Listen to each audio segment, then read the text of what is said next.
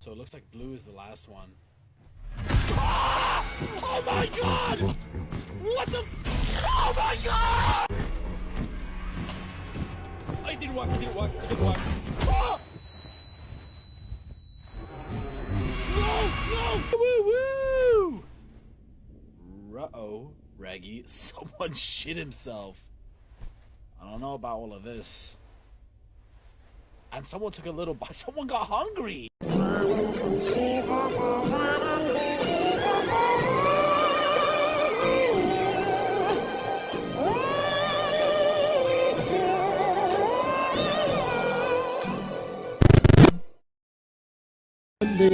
And sing this little song.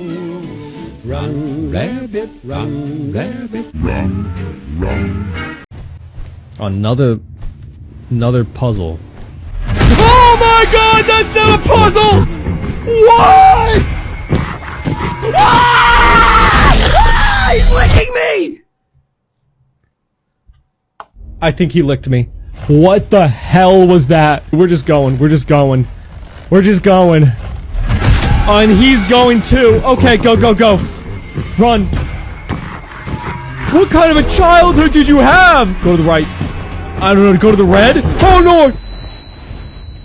Am I okay? I'm not okay!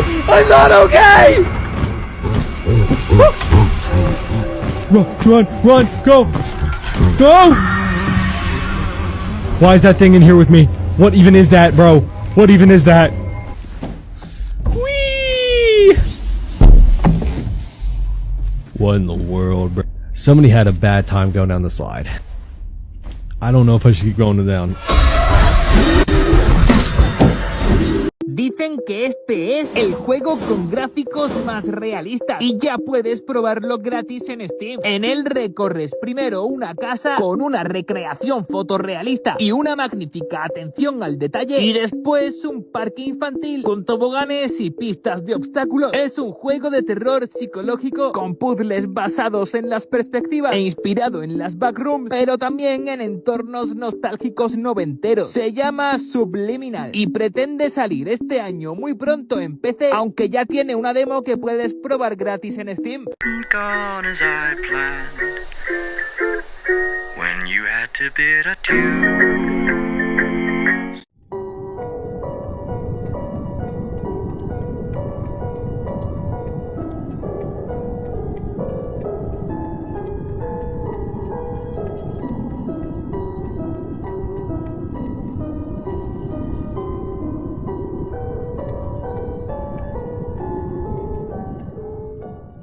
Probably not the smartest thing to go toward the blood. Oh yeah, we got this again. Wait a minute. So it was yellow. No, it don't work. Oh frick, this is it, isn't it? Oh frick. Ah, I knew it. Ah! Oh no! Ah! It hadn't gone as I planned. When you had to be. I wasn't paying attention to the slide colors. Was I supposed to do that before I came in here? What is that? Please! No! I don't like it.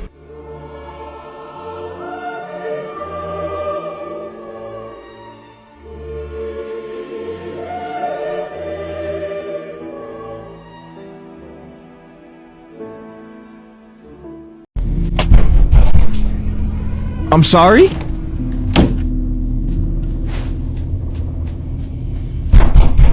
I'm sorry? I'm only one person. Oh my god. What? Oh, alright. New slide, new puzzle. What the fuck?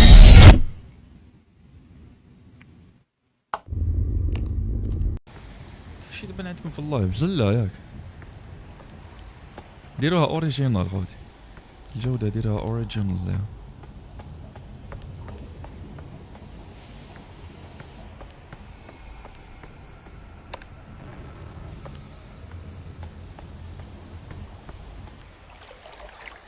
هذا واش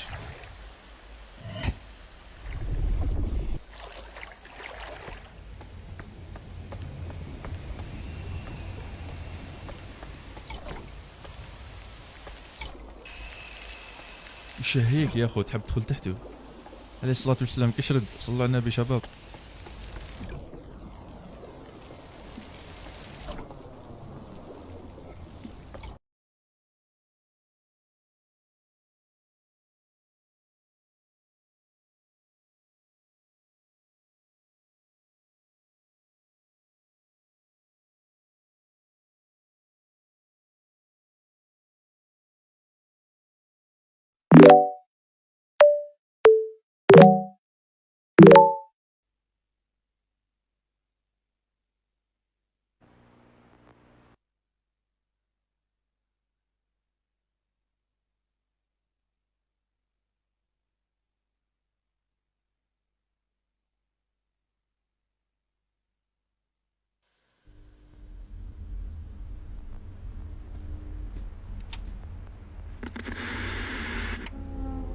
Hello, and welcome to the hotel.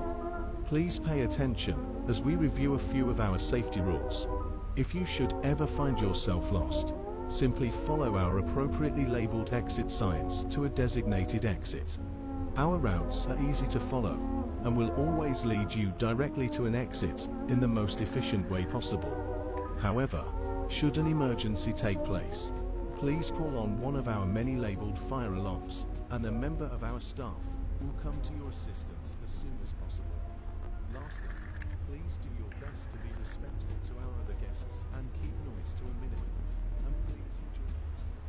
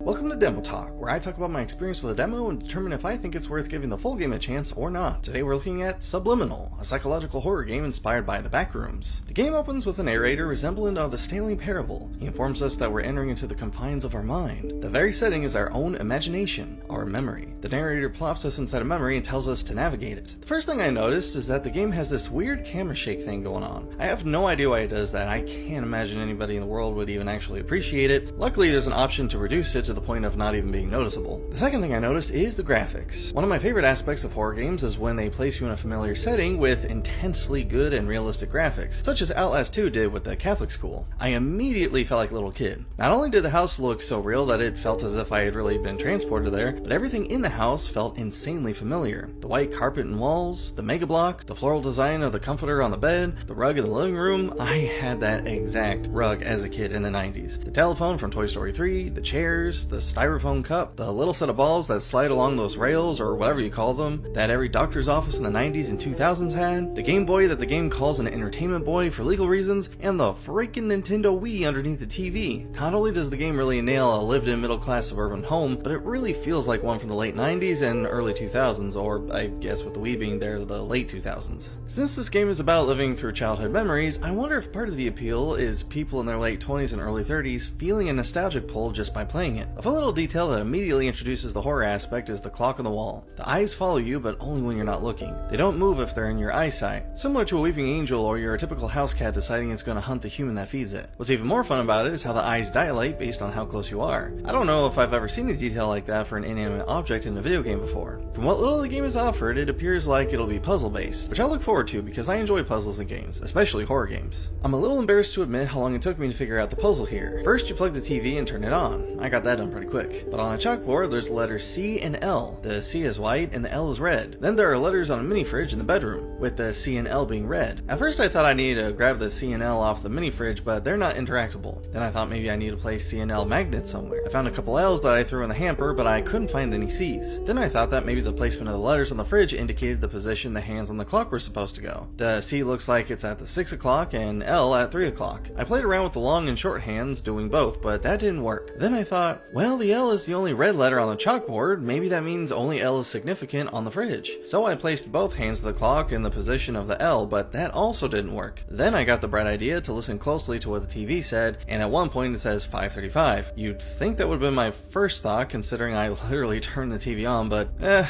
well, such is life. I never claimed to be the brightest tool in the shed, or the sharpest bulb of the bunch. Once you get the time right, the narrator returns to guide us through a game of musical doors. As one opens, you have to run and close it. After that, the narrator says that unpleasant memories are invading this area and we gotta skedaddle. So skedaddle we do. But not before lowering a lever that says disappear, which disappears after we do. There's another one of these in the next area as well. They don't seem to have any noticeable effect on the immediate game, so I can only guess that they're going to be a collectible of sorts that leads to an alternate ending in the full game. The second area we enter is a memory of a water park. Once again, the atmosphere is immaculate. If you've ever gone into an indoor water park, there's no doubt that you're going to be able to feel the humidity and smell the chlorine through the screen. This area introduces what will likely be the main mechanic of the game, a joy meter. Basically, you're trying to experience as many good memories as possible, so you can tell how much of what you're supposed to experience from an area has been experienced by your joy meter. I don't think this area is complete yet because I wasn't able to fill my meter all the way up before being booted back to the main menu. So far, the demo has been a mixed bag. On the one hand, there wasn't much to do in the second area. You ride a water slide one time, but that's about it, making it pretty boring. However, it really is the atmosphere that pulls you in. The game was scratching an itch I didn't realize I had, unlocking memories long forgotten by presenting me with old environments of my childhood I haven't thought about since back then. For that reason, I think people my age might find an appeal with the game other age groups simply don't, because it has an effective way of genuinely making us feel like a kid in a way that we haven't been able to on our own. And I don't doubt that there will be much more content in the full game than what we saw here in the demo. So based on this demo, do I think the first chapter of the game will be worth buying once it releases? Depending on the price point, yes, I do. I thoroughly enjoy slow-paced walking simulators in realistic environments, and I love psychological horror. This game seems like it's blending both seamlessly together, and that's enough to intrigue me. At the very least, I would recommend this demo to any other fans of the genre. Until next time, friends, stay engaged.